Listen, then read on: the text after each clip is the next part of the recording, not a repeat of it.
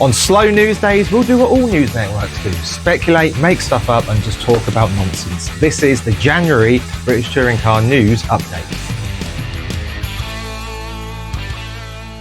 Hello and welcome back to the British Touring Car Podcast. We are, of course, back for 2026. Have you had a good New Year so far? Yeah, it's been a long January. It has. It's been a long January with not a lot of news. No, I've been doing dry January, so it's felt a lot longer than before. I was checking I've got a microphone on. It's been a while. I do have my microphone on. That's good. Yeah, we've got a few bits of news to update you with. Not as much as we were probably expecting, as some of you have already speculated to.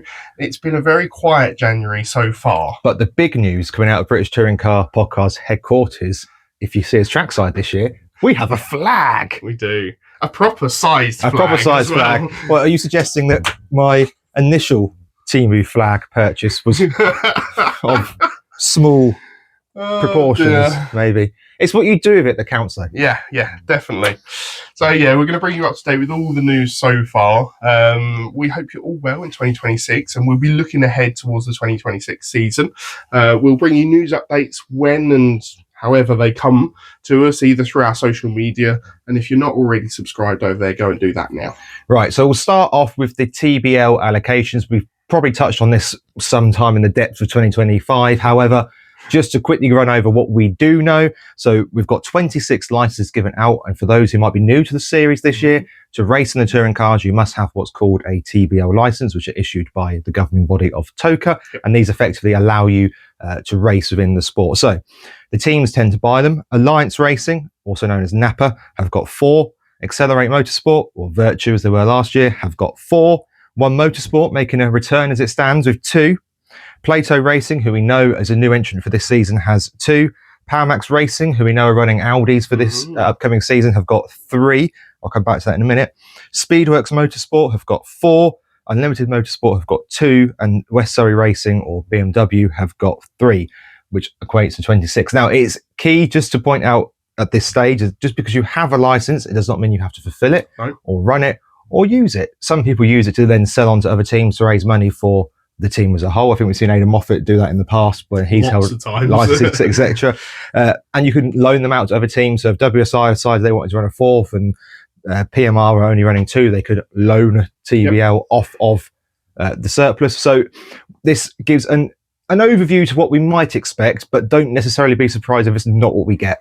Yeah, I mean, last season we did have One Motorsport depart halfway through the season due to issues behind the scenes. And from this, it looks like they want to come back for 2026. But for me, there's a little bit of question over, one, whether they will, what cars they will come back with, and again, whether they'll be able to complete the full season. They are looking for mechanics, though, on advertising for jobs. So it gives all the indications that they're coming back. One thing we do know is that Speedworks Motorsport are using at least 2 of their 4 because they have announced an exciting new partnership with MB Motorsport, who were the team behind Jake Hill and the Laser Tools car last year and the year before. Yeah, we know that Jake left the series, unfortunately, at the end of last season, has gone on to do more international GT racing. And there were speculation over to whether MB were going to stay with BMW or whether they were going to move on. And we now know that they have moved on and they've been very quick to sign up their drivers for 2026. Yep. So we know they're going to be racing the Toyota Corolla out of the Toyota garage. And we know that they have got Aaron Taylor-Smith staying at the team. He was, of course, with Speedworks last year, but in the Toyota livery. And they've kept Gordon Shedden on as well, which I think makes a lot of sense because towards the end of the season, Shedden was certainly getting a lot of joy out of that car. And they've now come together as... It's an interesting departure of what MB Motorsport was initially about in my mind. It was about finding young up-and-coming talents and potentially elevating them into a competitive car with sort of Jake Hill, obviously. We saw it to a degree with Aidan Moffat when he had the Laser Tools, albeit not the MB backing. And I think from previously, Watson was an MB Motorsport driver. So it's a little bit of a departure away from that side of things. However, it's an interesting and potentially fruitful partnership with a 3-time champion. It's a very experienced lineup, and a lineup, if they keep the right engine, should I say, for next season, I would expect them to probably take race wins and several podiums along the way, as long as too much doesn't change behind the scenes with the form that they ended the season with. Absolutely. So we've mentioned a few things about 2026, but where are we going throughout this season? The calendar is out. And all the dates for your diary are here. So Sam, there's been a few tweaks in the calendar this year. Nothing major. We're still getting the Dorito that is Silverstone rather than the more exciting ones. We're not going to Mondello Park. We're not going anywhere else that we've not been for years. We are sticking to the usual 10 tracks, but there's a change in the order. Yeah, so most importantly, you'll all be wanting to know when Media Day is, first of all. That will be held at Brands Hatch again this year. There will also be a pre-season test at Croft as well, which I think is a really good circuit for a pre-season test because of how you've got those intricate bits on the infield and then you've got a long outfield around the back of the circuit. Absolutely. Media Day is on the 8th of April, and that is at Brands Hatch, as Sam has said. It's always free entry. So if you are about on that day, it's an interesting day to go along. What I will say is do not go expecting all the merch, all the bits and pieces off the track. You might find a coffee kiosk open. You might be able to get a panini for £17.50.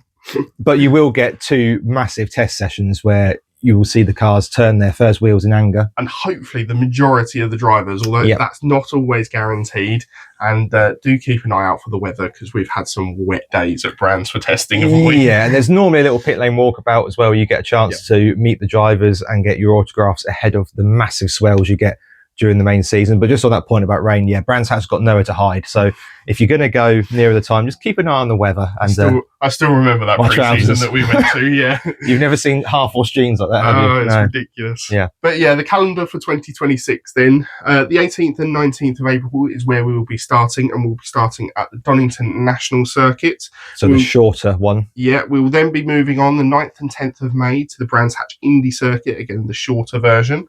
And then my birthday weekend, 23rd, 24th of May, will be at Snetterton. Moving on into June, 6th and 7th, will be at Alton Park. Before we go off to Thruxton for the 25th and 26th of July. So those two have swapped around, haven't they? Because normally Thruxton, Alton, and this year it's Alton, Thruxton. And a decent sized break between those two as well. We'll then be off up to Knockhill in Scotland on the 8th and 9th of August. Which is really early for Knockhill to be on the calendar. That could be warm at least. Yes, well, then we're back to Donington Park for the GP circuit on the 22nd and 23rd of August. Which again is really early for that, because that tends to be the penultimate round, doesn't it? Yep. And then Croft has moved back quite significantly. It's very late. 5th and 6th of September. I think we could see a bit more weather there, which could make it a bit more interesting. Yes, absolutely. It's a good circuit, as we've discussed, but that is very late. Croft is normally the signal of summer for touring car fans, and it's very much not this year. Moving into late September then, 26th and 27th, where we'll be off to your favourite Silverstone at the National Circuit. Well, you've heard my views on this. There's a lot more potential than the one we have to race around, And then we'll be finishing off the season on the 10th and 11th of October in the traditional... Are they to the corner of Silverstone? No. Has that always been like that, is it? Oh, okay. It looks a lot more interesting on the map outline than in real life. Then. Yeah, so we'll be ending the season at the Donington GP as we normally do. That's what I meant, sorry. Brands Hatch GP circuit to round off the season, where hopefully we'll have an exciting title decider once again. Absolutely. Right, we'll cover the news that everybody's gone crazy for next. It certainly exploded our social medias. It took its time to come, though, didn't it? Well, yes and no. It was basically a pretty worst-kept secret that Plato was running Mercedes. There's a little bit of debate online and round about the socials, etc., to what kind of Mercedes he'd be using. And basically, I think he's looked at the Hyundai and gone, that's quick. What can I use that's a similar shape? And he's found himself the Mercedes CLA Coupe rather than the hatchback. Yeah, it's going to be interesting to see how Mercedes run a coupe. Mm-hmm. I'm assuming it's going to be just as an independent entry with no manufacturer backing.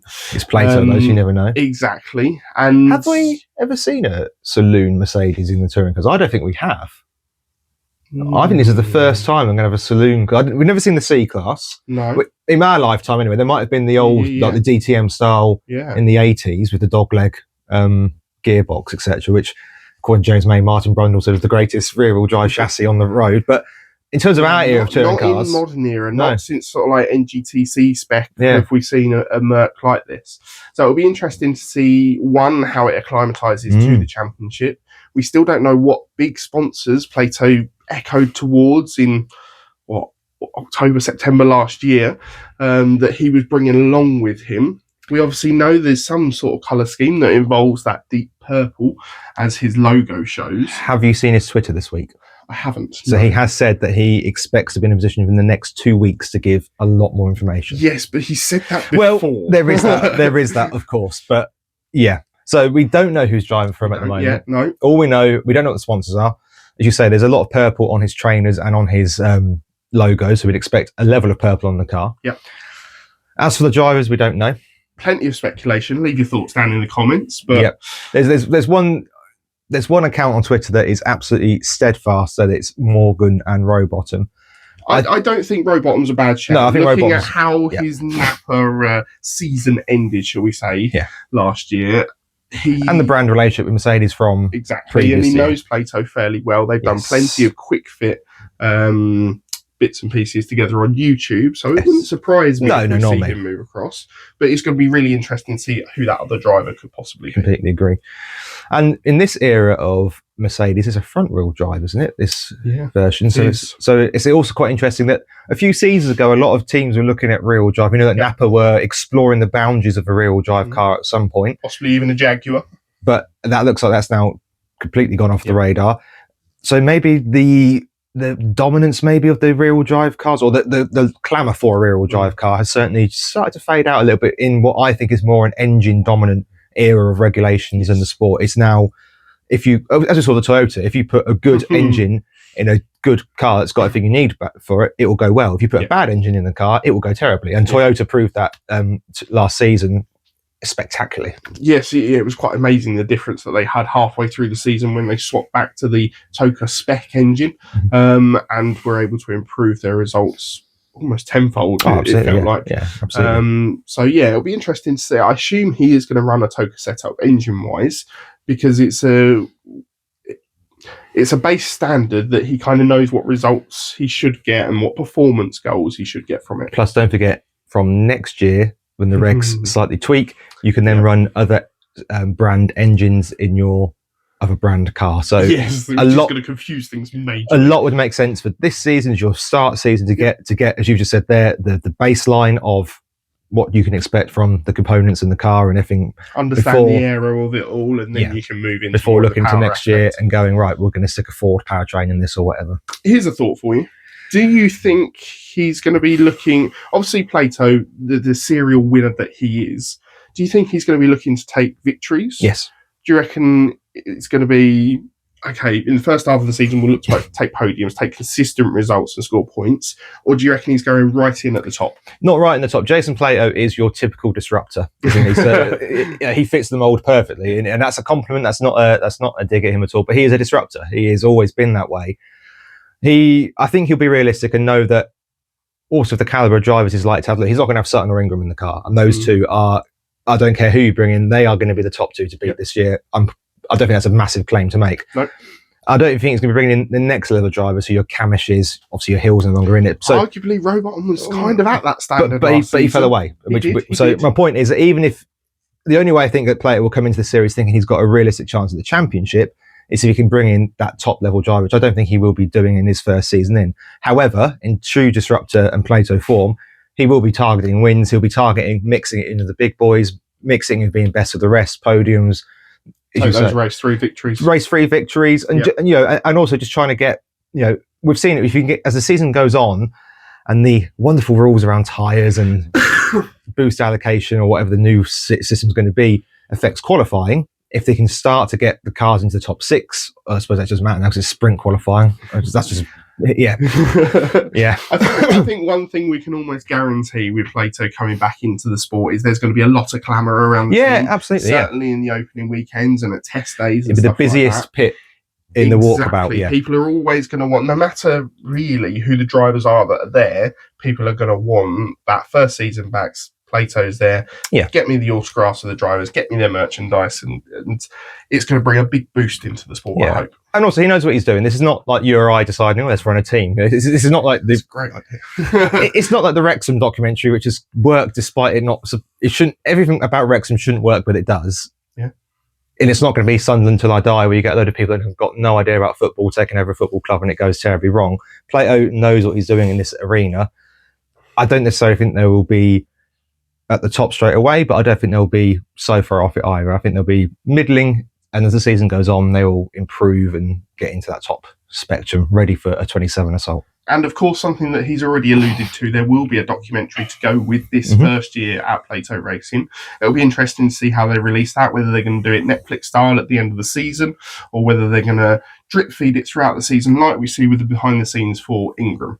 Absolutely. Talking of which, the new season on the limit starts next week, I think it is. Yep. At time of recording. Right, moving away from Plato, the last real bit of news, other than we've got a new sporting director, which, anyway, is that Lloyd will not be on the grid for the 2026 season. He's taken what I'm sure is a very difficult decision to focus on his business interests for this year. And look, I can't blame him. We all know that the sport doesn't pay the money like it used to, or like F1 does, or anything like that. He's got an opportunity to secure his future for the next 30 years rather than the next 12 months. Yep. And he's focusing on that. Understandable. Wish him all the best in that and hope to see him back for 27. It strikes me as slightly bonkers, being the fact that he's independent champion with what he would probably have had an offer from. Oh, yeah, I'd have thought restart. Independent teams champion going, right, let's come back to 2026, let's go and do it again, sort of thing.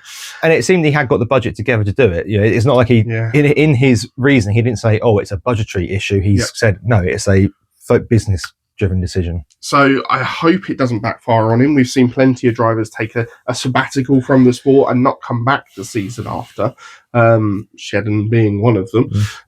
But hopefully we'll see him back in 27 with the new regulations, and hopefully he'll hit the ground running then as well. Be interesting to see who Restart replace him with. Do they go young? Do they look at somebody like Sumpton, who was there the year before, and give him another shot in the car? Or do they find somebody like a Bobby Thompson and Michael Crease, who you would suggest would fit in there quite nicely? I think they'll probably look for someone who may have even driven the Hyundai before, because I think they should fit comfortably into that surroundings. The team know what they're doing with that car now. Zelos. It would be lovely to see him back, and I certainly think he deserves it. And if for whatever bonkers reason Proctor doesn't get offered a drive by Accelerate, he'd be mad to turn down an offer from Restart. Agreed. Right, the last sort of bit of news is that Rainford is basically back for 26. We don't know this for sure, but there is an article out on the Touring Car website where he's looking forward to the 2026 regulations. Unless he's doing it as a fan. I mean, I'm not looking forward to the 2026 regulations. So, maybe he's looking at it for a fan's point of view. But the tone of the article seems to suggest that Rainford will be back for the 2026 season. Where? Not confirmed. You'd imagine BMW, but we don't know. I'm going to throw a curveball in there for you as well. Go on. Knowing that De Leon didn't get through the Porsche scholarship program, I would probably expect him to be back in 2026 as well. I would. Although no rumours or anything have been confirmed around that, but the fact that he didn't win that scholarship. No, but I think also that won't be his only offer on the table. No, this is a talent that I think will attract teams from GT series, from various different disciplines, to be honest with you. The WSR, I think, are going to want that statement driver, and it would show a bit of consistency and a bit of support. Yeah, but if he's going to have to run it off his own money, as we assume was the case last year because of the lack of sponsorship on the car. Yep. Yeah, there's a lot to be discussed, found out around that. I wouldn't be shocked if he is back there. I wouldn't be shocked if he's in another series either. That's the way I look at De Leon for 2026. One thing I must say is thank you for all the support so far on social media. We can't quite believe what happened to our post on Facebook for the Plato announcement having 100,000 views, which is mega, absolutely mega. Do let us know your thoughts down in the comments as to what drivers are going to be filling those seats at Plato Racing and what other drivers you'd like to see on the grid for 2026. Absolutely. Now, before we go, our annual or bi-monthly or whatever it is, a regular reminder that this is an independent touring car podcast. We are not backed by any big sponsor, or indeed any sponsor. Our own sponsor. We are our own sponsors. We are our own content creators. We are our own editors. We are our own script writers, although we don't write scripts. So if you enjoy the content, and even if you don't really, you've got this far, so why would you not? Drop a like, drop a subscription, drop a comment, share with a mate, talk about it down the pub or the yoga class or wherever else you may spend your free time, and help us grow the pod for 2026. Yeah, and if you want to sponsor us, just message us. We're open to offers. Yes, we'll leave that for the DMs. But yeah, thanks for listening, and we'll be back with another video again soon. Until we speak again.